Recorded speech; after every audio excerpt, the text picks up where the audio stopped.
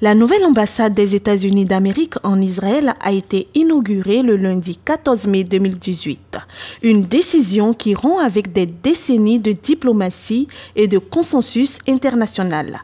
Le déménagement de Tel Aviv à la ville sainte est vécu comme une provocation côté palestinien où plusieurs dizaines de manifestants ont été tués par des tirs israéliens dans la bande de Gaza. Journée sous haute tension au Proche-Orient.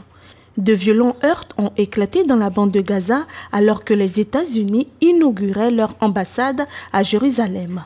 La nouvelle représentation diplomatique consacre la reconnaissance de la ville sainte comme capitale politique de l'État hébreu.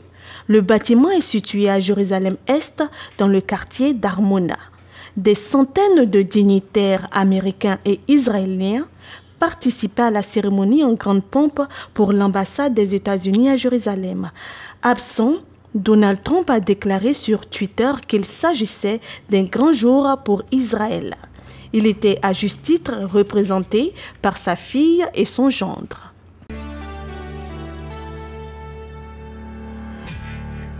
Sept chefs d'État de la région, une délégation américaine, plusieurs représentations diplomatiques et de nombreux artistes étaient dans le stade Siaka Stadium de Freetown le samedi 12 mai 2018 pour la cérémonie d'investiture de Julius Maada Bio, élu à la présidence le 31 mars dernier. À peine élu, Julius Maada Bio s'est lancé dans un grand ménage dans la ville de Freetown, d'abord en réinstaurant le jour du nettoyage le premier samedi du mois, puis dans la fonction publique en amplifiant les horaires de travail avec des contrôles de présence ou en révoquant les nominations politiques dans le corps diplomatique. Quant aux hauts fonctionnaires, il leur reste une semaine pour justifier de leur diplôme sous peine d'être remerciés. Le nouveau chef du gouvernement réduit les dépenses et la masse salariale avec par exemple une centaine de licenciements à la présidence. Julius Maada Bio dit avoir hérité de finances au plus bas depuis l'indépendance.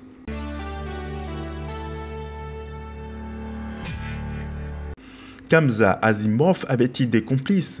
C'est la question à laquelle les enquêteurs tentent de répondre en France. Les investigations continuent après l'attaque au couteau au soir du samedi 12 mai à Paris. Un homme d'une vingtaine d'années a poignardé au hasard des passants dans un quartier touristique de Paris. Bilan, un mort et 4 blessés. L'homme de 29 ans est décédé, une femme et un autre grièvement blessé. Le bilan était le samedi soir déjà lourd. Des passants ont été agressés au hasard par un homme muni d'une arme blanche dans les quartiers de l'Opéra, Paris 2e arrondissement, secteur très fréquenté où les bars et les théâtres sont nombreux. Un lieu très prisé par les touristes aussi. Cette attaque aveugle dans la foule a également fait 2 blessés légers et laissé 6 personnes en état de choc.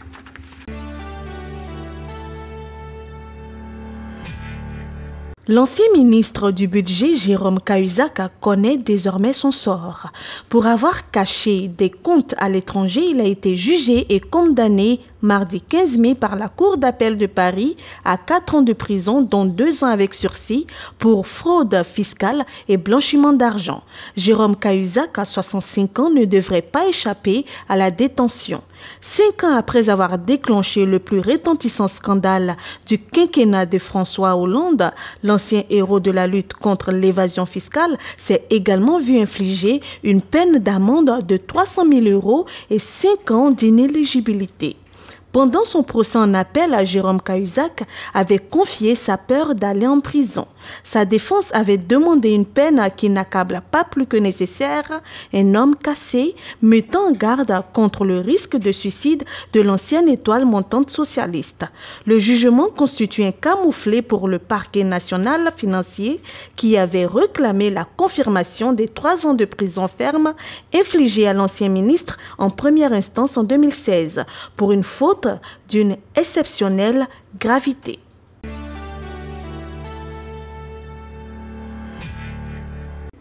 Avec ou sans Neymar, c'est Neymar. Absent suite à une blessure au mois de février 2018, la star du Paris Saint-Germain n'a disputé que 20 matchs sur les 38 de la saison. Malgré son absence sur la fin de l'exercice 2018 de la Ligue 1, l'international brésilien a été élu meilleur joueur du championnat de France par ses pairs footballeurs. Son trophée de baissement lui a été remis par son compatriote Ronaldo, ex-international brésilien. C'était le dimanche 13 mai 2018, lors de la soirée gala du pavillon d'Armenonville dans le 16e arrondissement de Paris. En 20 apparitions, Neymar aura marqué 19 buts et distillé 13 passes décisives. Suffisant pour que celui qui a été débauché du Barça à 222 millions d'euros par le PSG écrase la concurrence en Ligue 1. Sur son avenir, Neymar n'a pas été expansif. Pour le reste de la soirée de l'Union nationale des footballeurs professionnels de France, le PSG a quasiment tout raflé. Le champion de France compte 7 joueurs sur la liste du 11 type de la saison. Kylian Mbappé a été élu meilleur espoir de la saison et le Brésilien Dani Alves meilleur latéral droit. Leurs coéquipiers Marquinhos, Thiago Silva, Marco Verratti et Edison Cavani font partie de l'équipe type de la saison 2018. L'entraîneur du PSG, Unai Emery, a quant à lui été désigné meilleur entraîneur de l'année. Une belle récompense avant son départ de Paris prévu en fin de saison. Le portier de l'Olympique de Marseille, Steve Mandanda, est le meilleur gardien de la saison pour la 5e fois. Le football féminin n'a pas été oublié. La joueuse de Lyon, Morozane, est la meilleure de l'année et Katoto du PSG prend le trophée espoir féminin.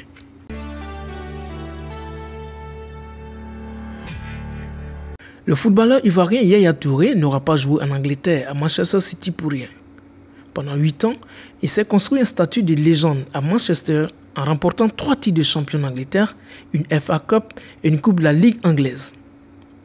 Un joueur qui aura marqué les esprits et à qui Manchester City rend un hommage fabuleux. D'après le Manchester Evening News, le nouveau champion d'Angleterre va renommer son terrain d'entraînement au nom de Yaya Touré. Dans le cadre de ce changement de nom, le club a inauguré une mosaïque représentant une célébration du but de l'Ivoirien. Évidemment, l'ancien capitaine de la Côte d'Ivoire est très fier de l'attitude de son ancien club. C'est quelque chose de génial. Ça me permet de voir à quel point j'ai été important pour le club. Voir Manchester City faire un geste de la sorte, c'est spécial.